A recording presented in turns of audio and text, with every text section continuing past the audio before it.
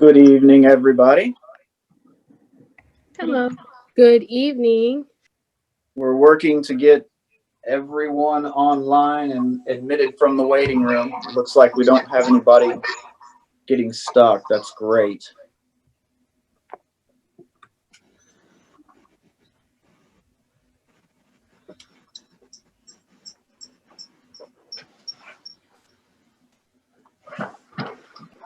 I'm going to give just another minute to allow everybody to get situated, and then we'll get started.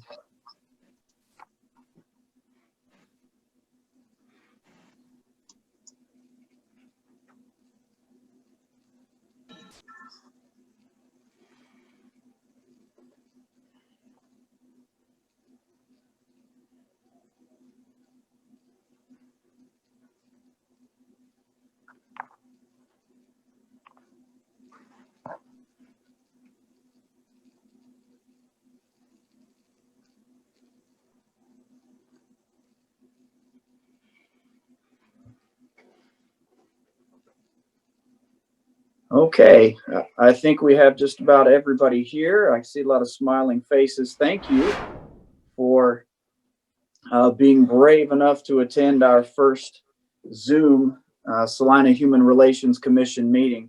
It is likely just the first of many that we'll be doing in this format. So we ask for your patience and grace as we work through this for the first time. Hopefully we won't come upon any technical bugs. I have a few ground rules and just some information for all of you who are participating. First, as always, in the Zoom format, just like when meeting face-to-face, this meeting is being recorded, so please bear that in mind. Also, commissioners, for you particularly, if you're having any difficulty with Zoom or with the audio, with the video, having a hard time participating, please try to leave and then re-enter the meeting. Often that will kind of flush whatever the problem might be and we can allow you back in to try to connect again. If you have difficulty that is not resolved in that way, feel free to call me at 785-833-8061. I'm in the office, and so I should be able to catch those calls. I'll say that number again, 785-833-8061, and I will try to get you back online just as quickly as I can. Also, after we begin, I am going to allow all of you who are commissioners the ability to mute and unmute yourselves at any time during the meeting. And so just please be aware of that. Be aware of what's going on in the background, and just be aware of the fact that you'll have that control. And for those of you who are attending from the public, I will not give you that ability to unmute and to speak until the announcement has come from Ms. Ramos, whom you'll hear from a little bit later when we get to the agenda items where public comment is appropriate. So commissioners, shortly you will have the ability to speak at any time. Just unmute yourself, speak. Please be aware there is a bit of a delay between your speech and when everyone else hears it. It's easy to step on one another in this format. So bear that in mind. And for everyone else with the public, just know that we will let you know when we get to a public comment business item, and then we will unmute you and give you opportunity to participate as well. Okay, one other item. If you are familiar with Zoom, you're familiar with electronic hand raising, if you have questions or any technical issues you'd like to communicate with me about during the meeting, feel free to use that feature, and we will recognize you and give you the floor so that you can say what you need to say. If you're not completely comfortable with electronic hand raising, that's okay. Put your hand up, wave it around. We're monitoring, and I will try to catch you and give you the floor so that we can go from there. Okay, if you will give me just a minute, I am going to get you commissioners unmuted, and I will turn over the meeting to the chair to begin as normal.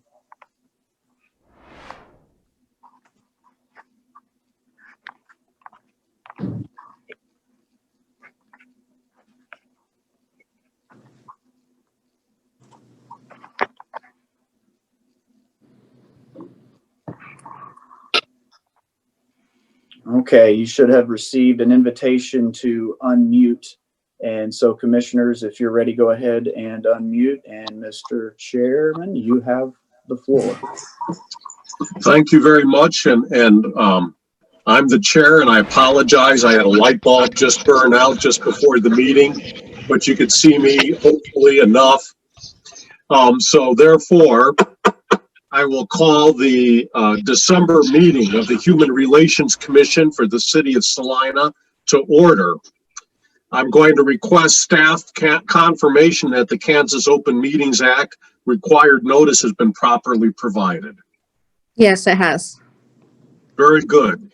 In that case, I would ask for a roll call of the commissioners, please. Commissioner Booker. Here. Commissioner Burchell. Here. Commissioner Canales. Here. Commissioner Godsey. Here. What was that? Commissioner Grinter. So I thought here. Commissioner Holt Burse. Commissioner Rivers. Here. Commissioner Rodriguez. Here. Commissioner, is it Schutte? Yes, here. Okay, can you pronounce your last name for me, please? Schutte. Schutte. Okay, I just wanted to make sure I pronounced it correctly. Thank you, Commissioner. You're welcome. Youth on Board Escobedo. Thank you. And thank you. The next item on our agenda is approval of the minutes from the October 13th meeting, which were distributed electronically. Are there any corrections, additions, deletions that need to be made to the minutes?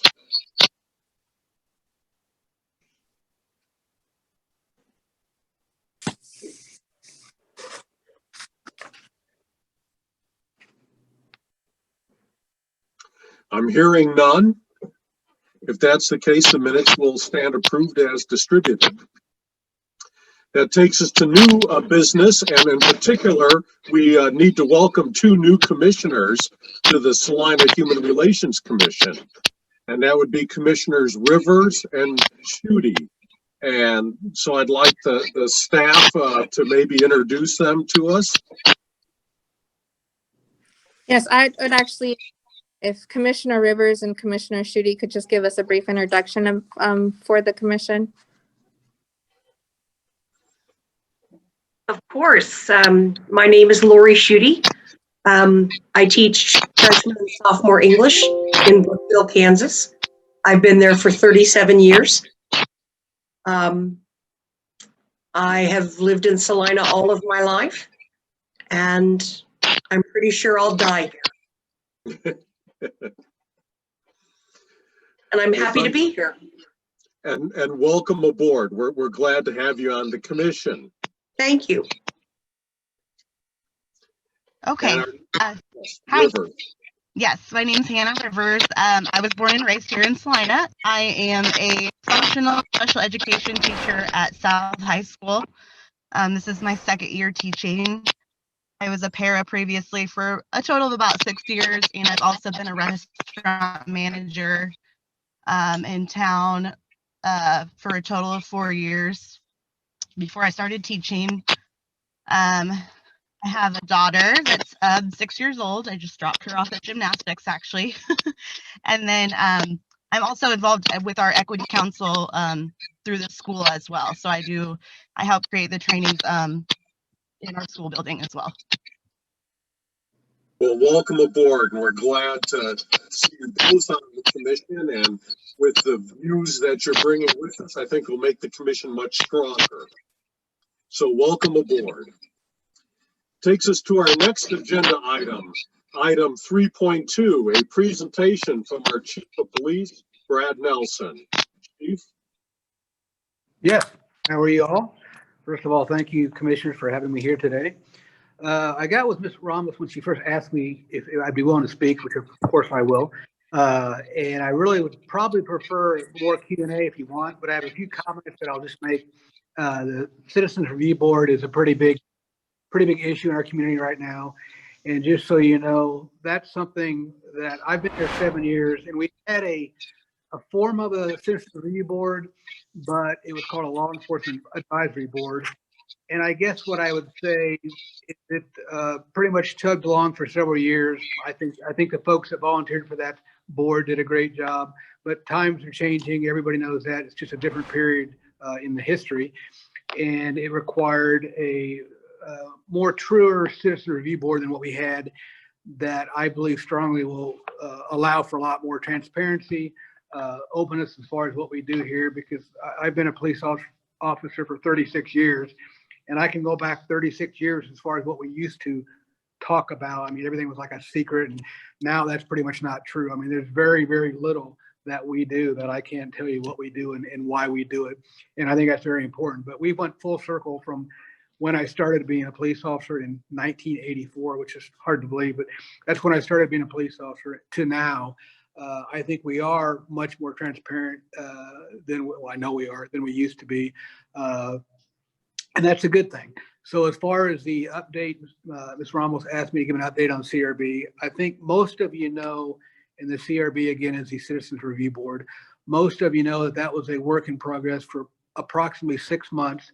The Sunflower Coalition is the one who first brought up their desire for our city and our department to have a more truer Citizens Review Board. So give them kudos for bringing that to our attention.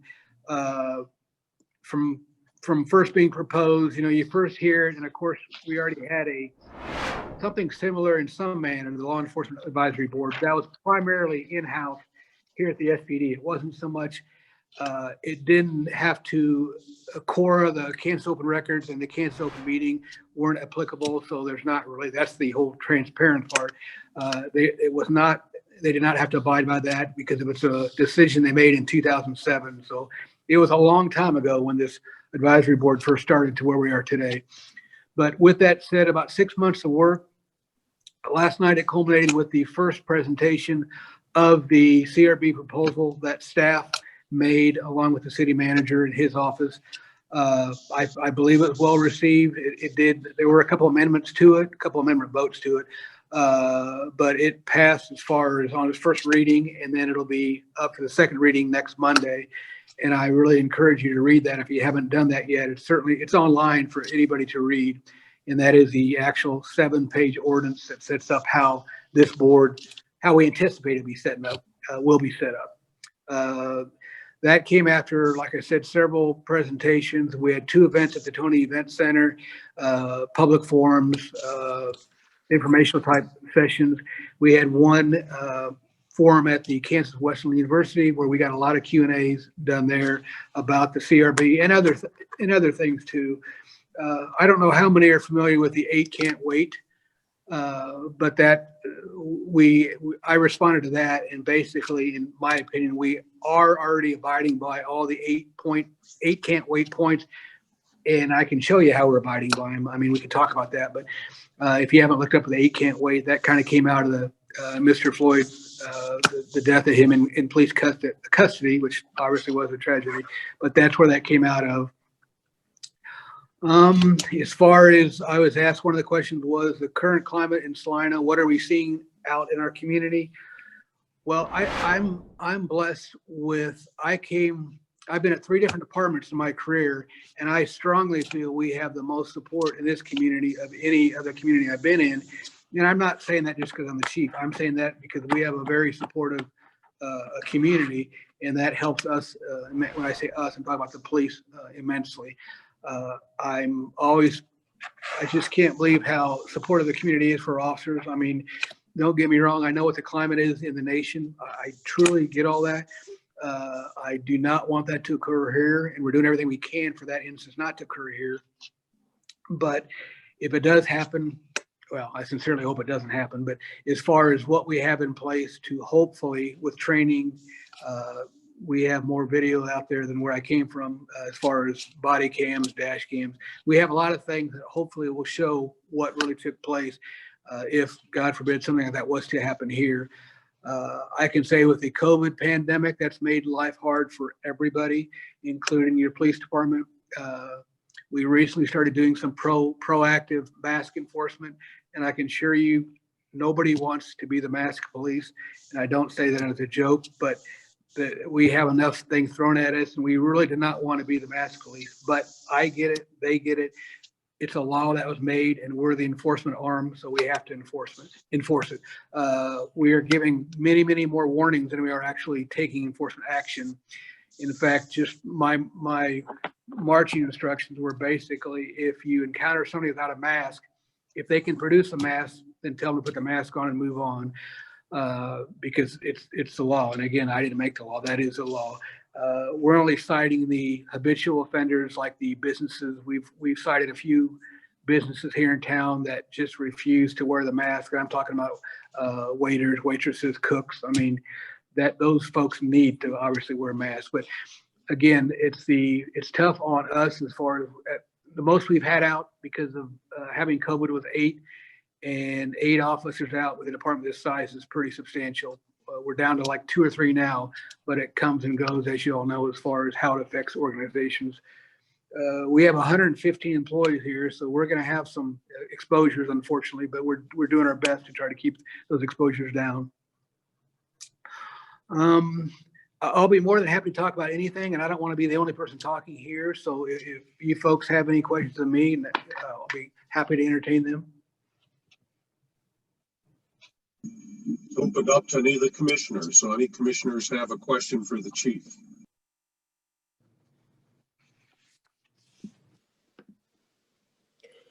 Yes, I have a question. With the ordinance, how are you guys with doing the citizen review and stuff? Is there going to be talk on training? Is there talk in the ordinance about how you're going to be training the officers? And if so, are social workers going to be involved in the training with that? There's certainly, it's written in the ordinance that they have the ability to request to review any and all, well, the majority of our policies. There's some policies that we don't open up for public record, and that's because it has to do with officer safety. For instance, how we serve search warrants or how we do undercover buys. Those aren't open up for public consumption, but any policy they want to review, the answer is yes, they can look at the review. As far as social workers, I understand this would be a whole another hour conversation if we started about the defund the police movement, but I can say as far as social workers, and if we could find somebody else that was willing to handle some of the issues we kind of were pushed down on us, for instance, homelessness and that kind of thing, I would be more than happy to have that respond as long as they weren't placing any danger. But certainly I'm all about the social worker. If we can do anything, I'm a firm believer that you can't arrest yourself out of a problem. So arresting folks because they have open liquor or because of whatever reason, a relatively minor offense, over and over, I truly, that really does no good. But most of those calls are because we're responding to a complaint. So we have to go there, and many times we have to do something. Otherwise, we're criticized for doing nothing. But if there's a way there were more social programs to handle some of the habitual folks, I would be ecstatic to support that. Yeah, I was meaning not only that, but I meant in like actual police training before the rookies come out of, training, at police camp. I don't know if it's, I know boot camp, so I don't know if it's police boot camp or what it's called.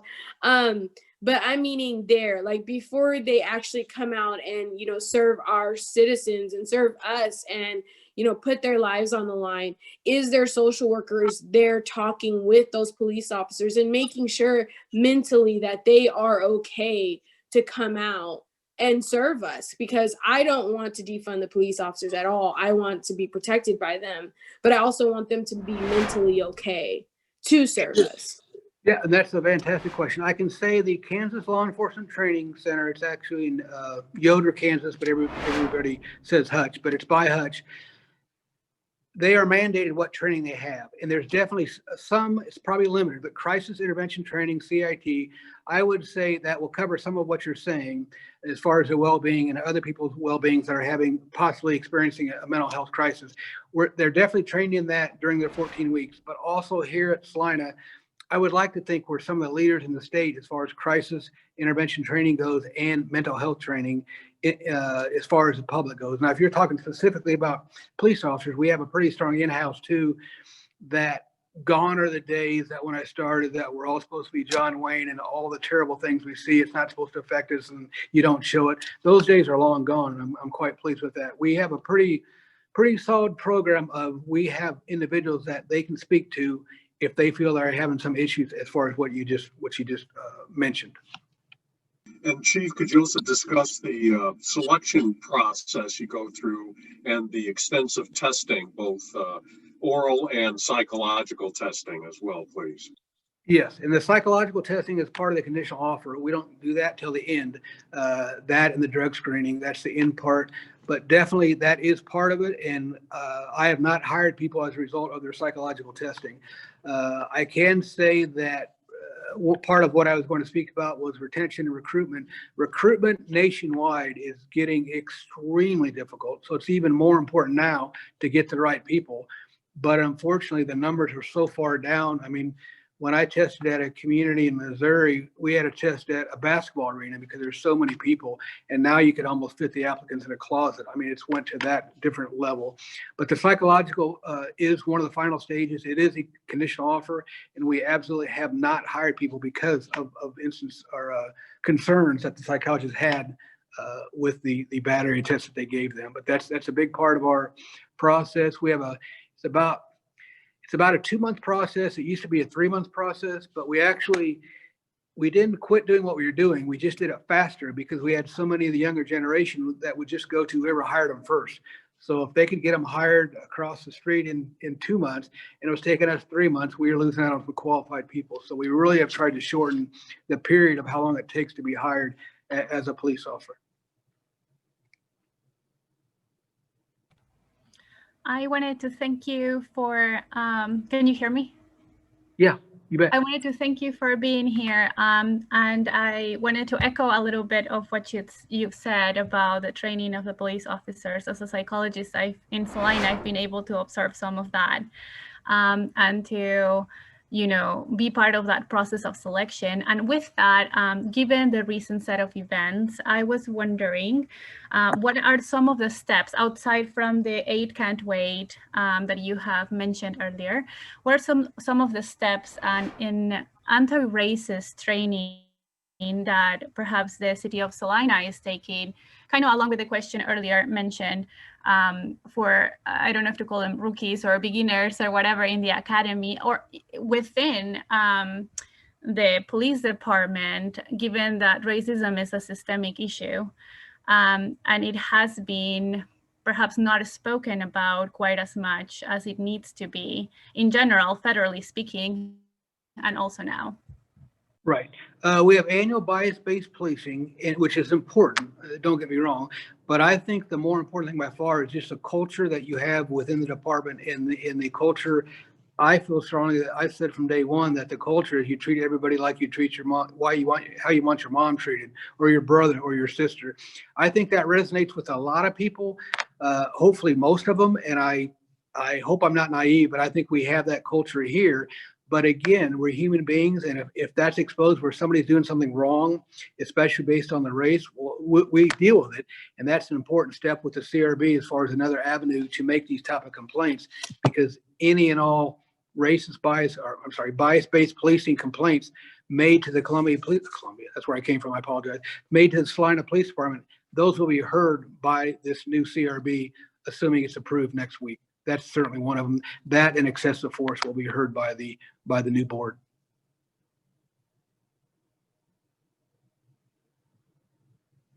Any other questions for the chief? Yeah, Chief Nelson, I had 2 questions actually. First, I was curious how long that body cam footage is saved for, whether that's in the cloud or otherwise, if you knew how long that was saved. I do, and there's a schedule for it. Like if a person's arrested for 3 years, and there's different schedule for whatever the event was. They flag them for certain things, but I don't have the answer for every single event. But if it's an arrest, there is a certain amount of period in its years that we keep that particular video. The other thing is it is a cloud. It's I don't know if you're familiar with Axon, but it is a cloud where it goes to. And people, I get the whole issue about cameras. I'm all for cameras. but the cost is astronomical, but it's not in the cameras itself. It's in the storage, as what you just brought up. The storage of all that data is pretty costly, but we do it. And they had, when I arrived, Chief Hill had actually purchased body cameras, like 13 of them before I got here.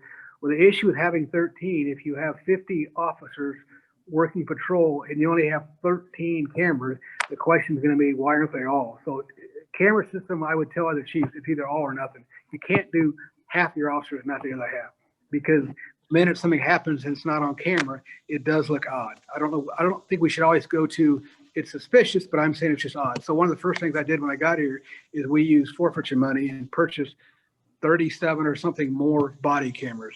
But we're going from we've always had the dash cameras, but now we are going to body cameras, which we've had again since about 2012, I think, were the first body cameras. Dash cameras have been around for a long time, but we have both the dash cam ability and the body camera ability. And I'm definitely a firm believer of that. And I know you folks know this, but it vindicates us a lot more than it shows us doing bad things, if that makes sense.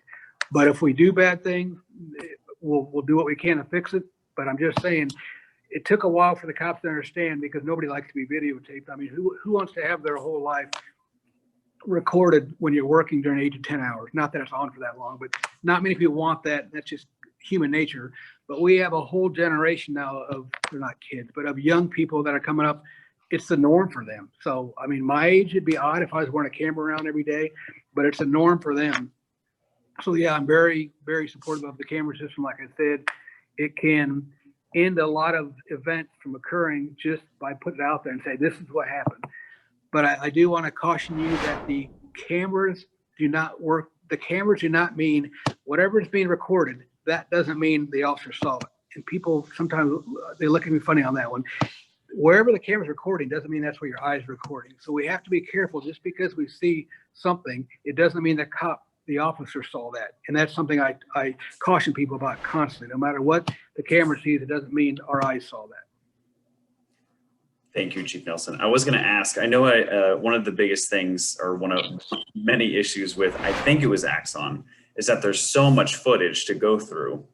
And I'm pretty sure it was Axon, if I remember right in the article I was reading, that they're rolling out new AI almost features so that it can help try and triangulate when an action occurs versus when an officer is just sitting in their car for an hour or two and nothing's going on.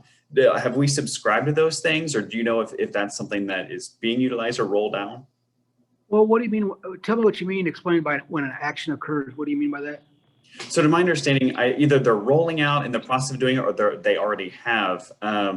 It's an AI-based feature with Axon, I believe, where they it denotes when there's like a situation with a high decibel level, which means that maybe someone is being loud, and so it'll almost flag those in like an 8-hour recording. Let's say it'll flag hour 5 as having some kind of situation that may be looked at. Is there somebody in the department that goes through all this footage? Is it only pulled if there's an incident or a report in? How do they go about finding all of these different things that might be needed in the future?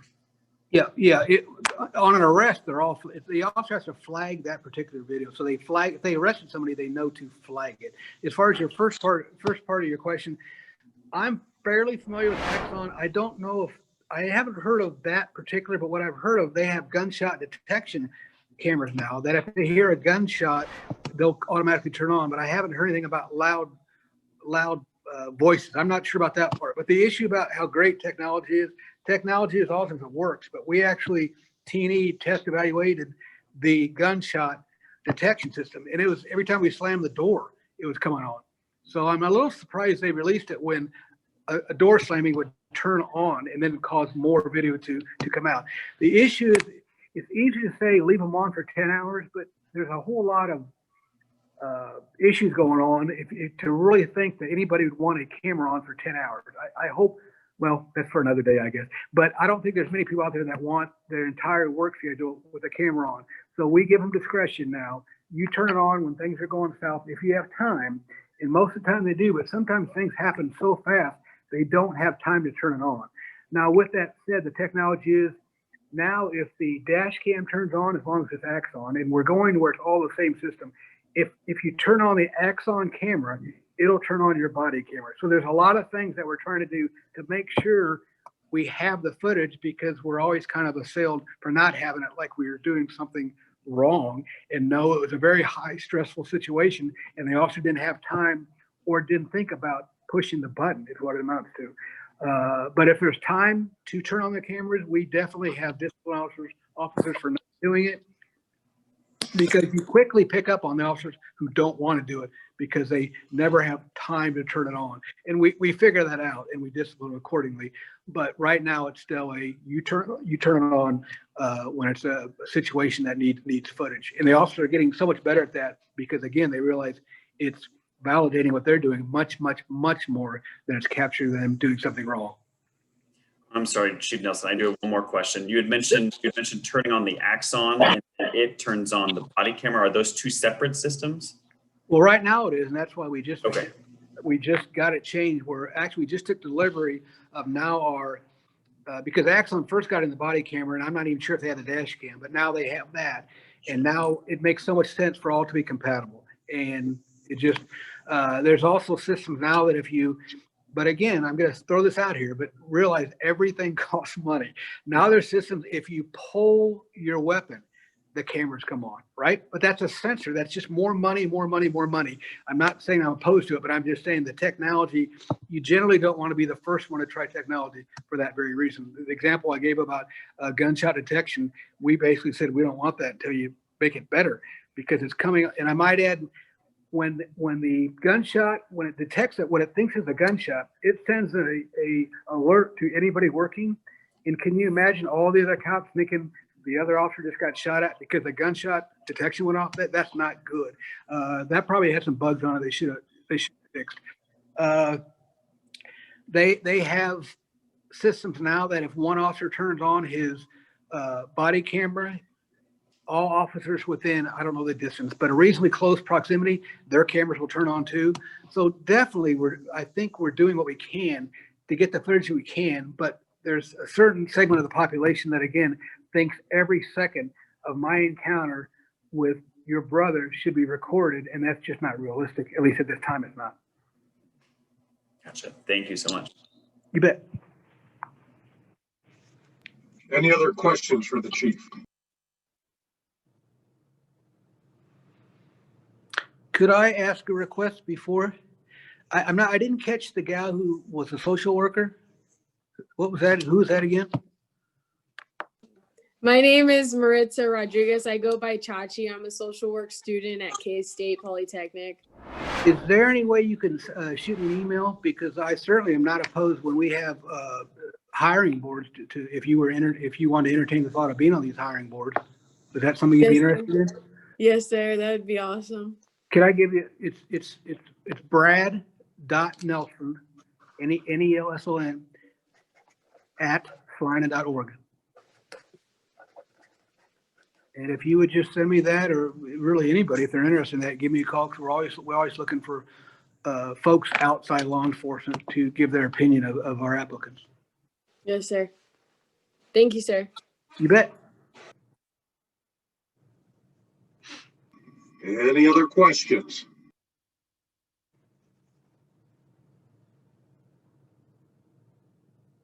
Well, thank you, Chief Nelson. Really appreciate you taking time out of your busy schedule to meet with us this evening. It's greatly appreciated, and thank you very much.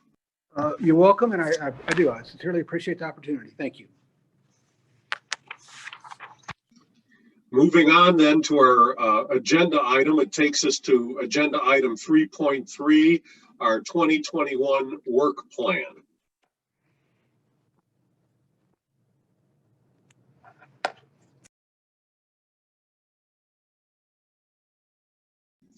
And we have to deal with some people getting unmuted here and All right. set up. Can you guys hear me now? Yes. Okay. So I will review a brief background. I will go over the draft for the 2021 work plan and then go over action options for the commission.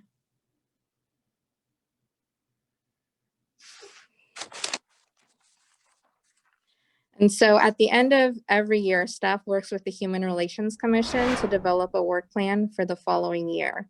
We started doing a work plan to develop priorities identified by the commission that could provide guidance regarding time and resources need by the commission and staff to complete identified priorities throughout the year. In preparation for developing next year's work plan, staff created a questionnaire for commissioners. This questionnaire was passed out on October 13th, which was our last meeting, presented to the commission, and the completed forms were collected. The commission provided feedback and it was used to draft the proposed 2021 work plan. The 2021 work plan is reflective of all the commissioners' voices, but also works to combine them into common goals. Staff recognize the common themes to be awareness, education, and unity on cultural and social justice matters. Staff then created 2 goals that encompassed those themes.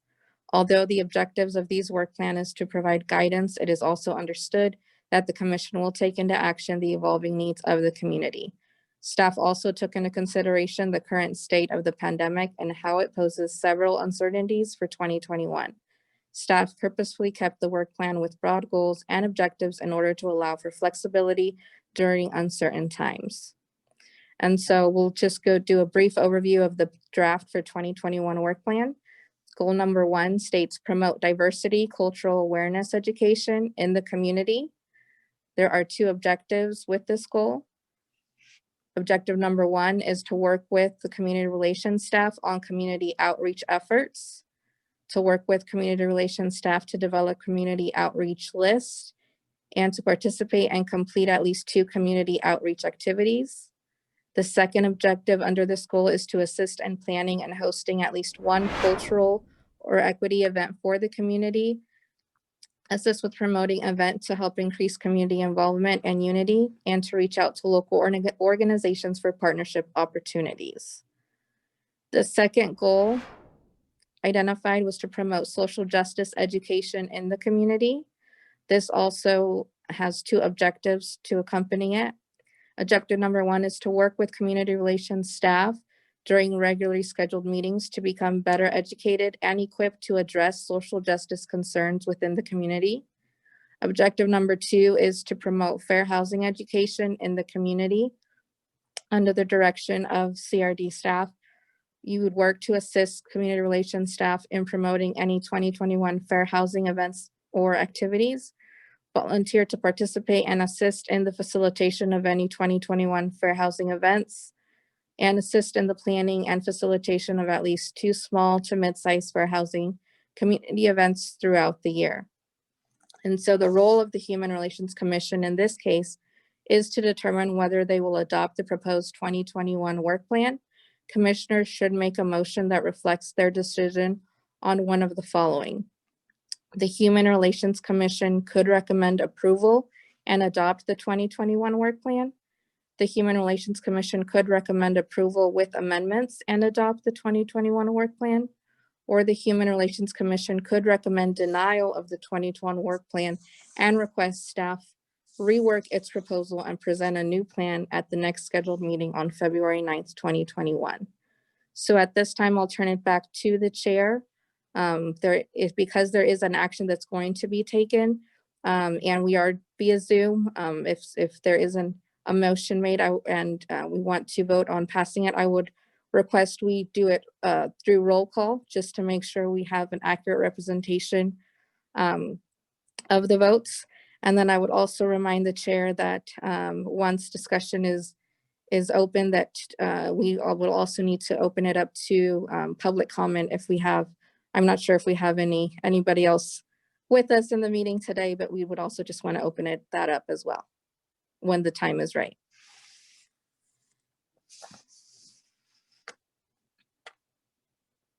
So let me start first and foremost. Is there any questions over what Ms. Rowell just stated with the what's in front of us? Questions over the document first.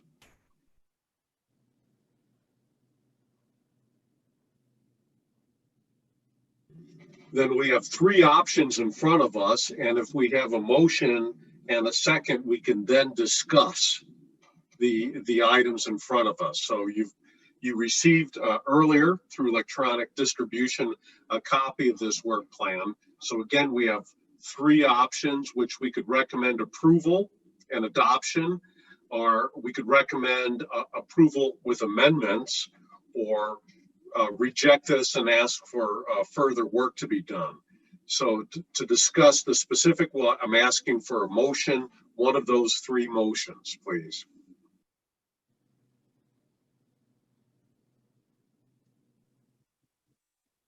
I move to approve.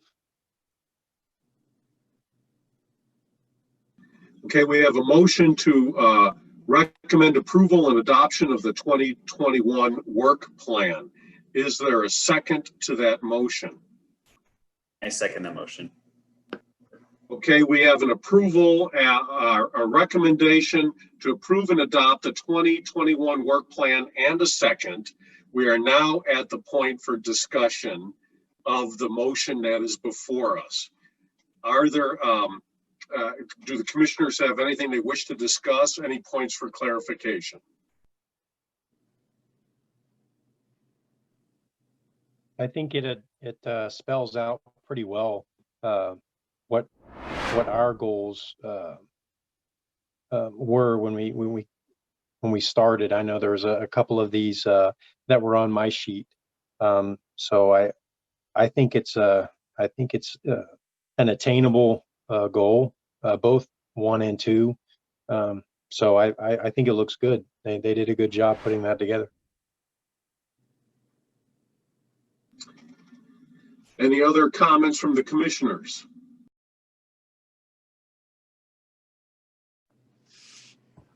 I am wondering a little bit about the feasibility of getting to do some of these activities or raising of awareness given the pandemic. I think I agree with Commissioner Gotzi in what he mentioned, that is capturing the spirit of what we want to do.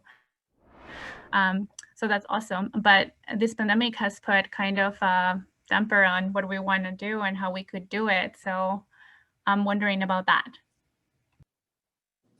Absolutely. Thank you, Commissioner Canales. I appreciate that question. So the way that the draft was developed was to make it broad, since there are, very a huge amount of uncertainties for what the year brings.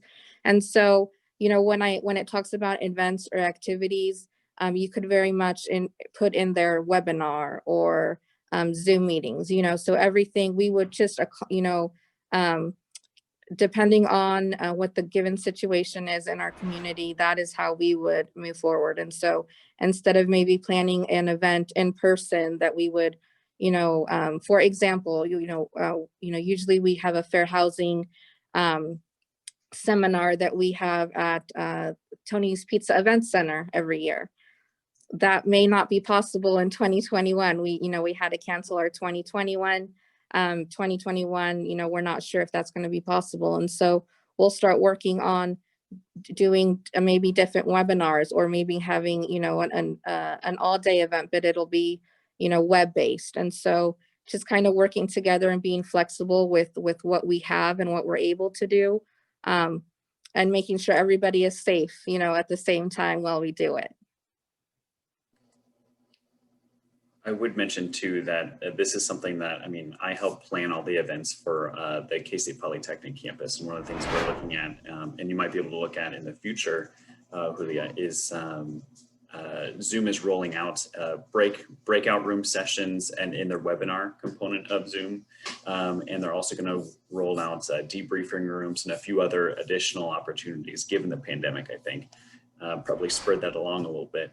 But that might be a very viable option. I think they mentioned they're bringing that in about the first of the year. So it might be an easier way to have these events and have breakout rooms and have something similar to a conference format that we're probably used to. Great. Thank you, Commissioner. I can also state as a student who does Zoom, and because of the pandemic, activities and stuff are limited. Our school has done an amazing job by preparing items for students, and we just come and pick them up at a certain location, and then we're able to either we're watching a movie and we have our snacks already and we're watching it via Zoom or something, and we're social distancing that way. So like, let's say we want to show like an amazing documentary, like the Salina Arts Museum has an awesome movie and we want to present that. Maybe we can make fun little, gift bags for the residents of Salina. And, we just let them know, hey, it's on your doorstep. We made sure, that you guys, it was all hand sanitized. We were clean about making these things, and just make a pandemic fun. It's already been so gloomy. Why not make it fun, especially during the winter time? Thank you, Commissioner.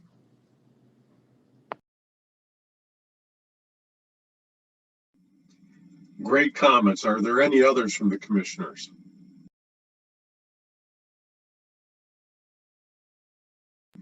I know that we could see the participants, but since this is being recorded, I would like to specifically ask if we have any members from the public that would like to weigh in on this plan at this time.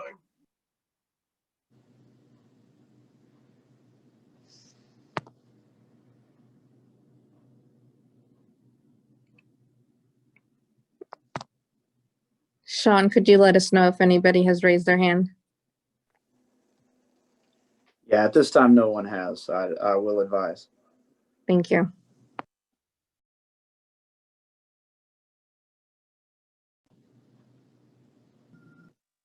One last call to the commissioners and to any member of the public that would like to engage in the discussion of the proposal in front of us before someone calls for question or for a vote. Please raise your hand or speak now.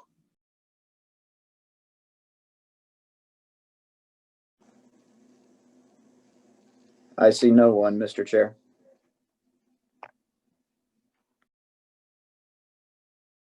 Thank you. Then we have a motion and a second in front of you, in front of us, and I would ask staff to do a roll call for vote. We'll either vote aye or nay. Aye for affirming the motion that is in front of us, nay as a way to signify your opposition to the motion. So I'd ask staff to do a roll call vote, please. Commissioner Booker? Aye. Commissioner Burchell? Aye. Commissioner Canales? Aye. Commissioner Godsey? Aye. Commissioner Grinter? Aye. Commissioner Rivers? Aye. Commissioner Rodriguez? Aye. Commissioner Schutte? It's shooty. Oh, Schutte, sorry. That's okay. Just remember, like a shoe, it's no big deal. Yes. And absolutely aye. So the motion does pass. Thank you all, and thank you to the staff. I know it's been a difficult time, and once again, you came through and helped take our ramblings on the survey and do something with them that is easy for all to understand. Your work is greatly appreciated. Thank you, staff. That takes us next to our next agenda item 3.4, the docket log. Thank you, Commissioner. So we will put that up for everyone to see. We'll do screen sharing. Hopefully everyone will be able to see when we get this pulled up. So we did actually update this. I went in today just to make sure we had the most up-to-date information for you. We have just recently, since the last time we reviewed the docket, which was back in July, we have closed about 7 cases. As you can see there, there's a couple employment, there's 1 public accommodation, and then there has been 4 housing cases that have been closed. If this is the first time you're seeing one of our logs, the case file is just our internal number of how we file numbers for cases. Then we have the date of when it actually was signed by the complainant, and that starts our timeline for it when it officially becomes a case in our office. The basis is which one or more of the protected classes that Salina recognizes was the basis for the complaint. And then the status, as you can see, they've all been, these 7 have been closed. MPC means no probable cause. So that means that this case did go to the commission, and the commission did determine that there was no probable cause for discrimination. Conciliation means that the case was closed after conciliation, and so both parties agreed to settle the case, and so it did not go to the commission. You see, we have a couple of those, and then another reason why we would close the case is if we're unable to locate the complainant. Sometimes, unfortunately, we'll have a complainant that'll start the process with us and sign the initial document to start, and then they either move, or we're not able to get back in contact with them, or their phone has gone out of service. And we always ask for emergency contacts and additional contacts so that we have multiple ways of contacting them. But if we exhaust all of those avenues, then we do have to administratively close the case. They're able to come back if that's something that we're wanting to revisit. But at this time, we have had to close one case due to being unable to locate the complainant. Sean, if you can move up a little bit. As you can see, we currently have 11 active cases that are open. And what I mean by that is they're active and either just being opened or in investigation. And I can't give too much detail just because cases are to be kept confidential. We do have 4 cases that are currently opened, but they have already gone to the commission. As you can see, the 4 bottom ones, and it says PC, and PC means probable cause. This means that these cases have already gone to the commission. The commission has decided that there was probable cause of discrimination. And so these cases have been turned over to the attorney, and they're starting that process, furthering that process. And so until they are not closed until we finish that process following Chapter 13. And then we do have one case that was in our office that had to be transferred back to HUD. And so that's currently in that process.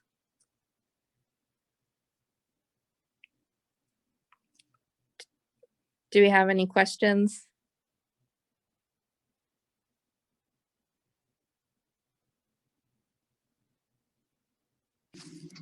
Hearing no questions, we'll go to agenda item 3.5, upcoming outreach activities. Does any of the commissioners know of any community or upcoming outreach activities that might further the cause?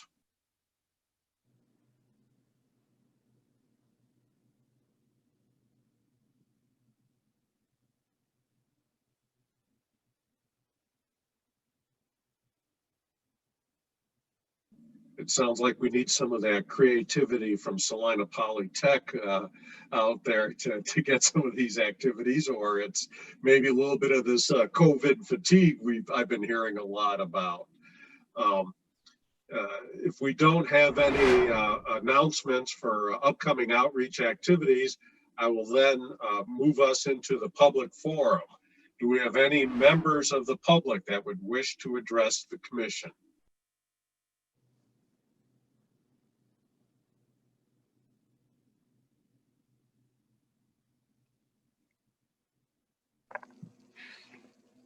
This is Sean, and I see none as I monitor, Mr. Chairperson.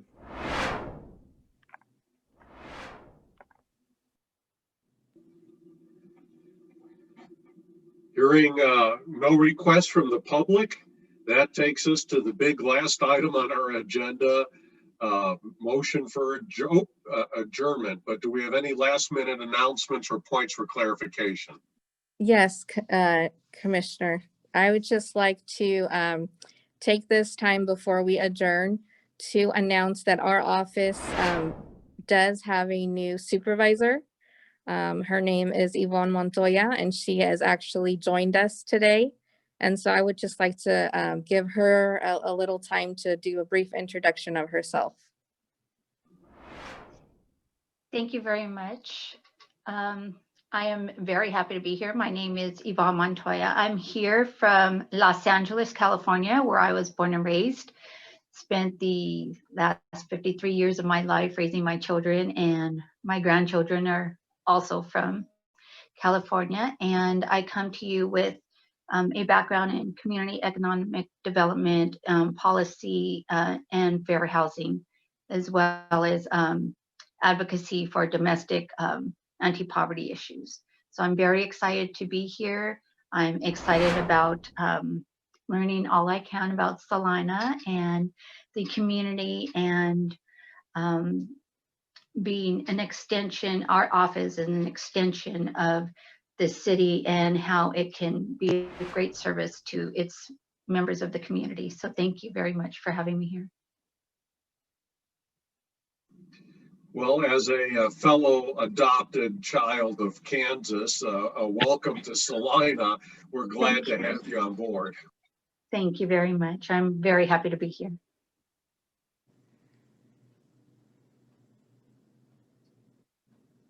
Any other announcements or points for clarification?